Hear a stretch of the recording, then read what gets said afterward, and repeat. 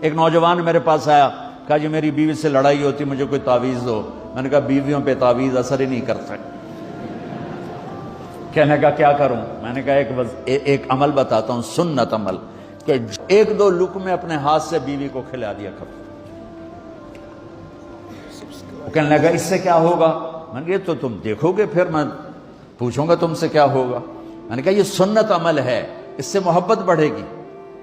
کوئی 8-10 دن گزرے تو اس کا فون ویسے آ گیا حال احوال پوچھنے میرا، تو مجھے اپنی بات یاد آ گئی۔ میں نے کہا میری بات پہ عمل کیا تھا؟ کہنے لگا نہیں۔ میں نے کہا کیوں؟ کہنے لگا شرم آتی۔ میں نے کہا لڑتے ہوئے شرم نہیں آتی؟ کبھی کوئی کمزور سے بھی لڑتا، عورت تو بیچاری کمزور ہے۔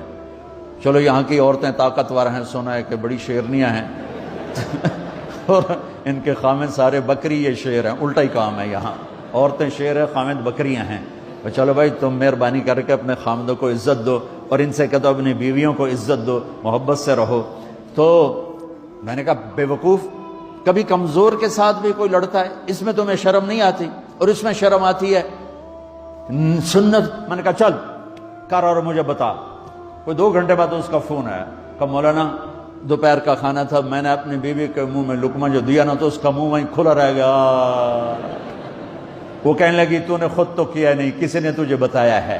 کس نے بتایا؟ تو بتا، تیرے اندر یہ ظرف نہیں ہے، تمہیں یہ سبق کس نے پڑھایا ہے؟ اس نے کہا مجھے یہ سبق مولوی طارق جمیل نے پڑھایا۔ تو کہنے لگا میری بیوی نے ایسے اپنی جھولی اٹھا لی اور کہا مولوی طارق جمیل اللہ اس کے بچوں کو سلامت رکھے جس نے تمہیں انسان بنایا۔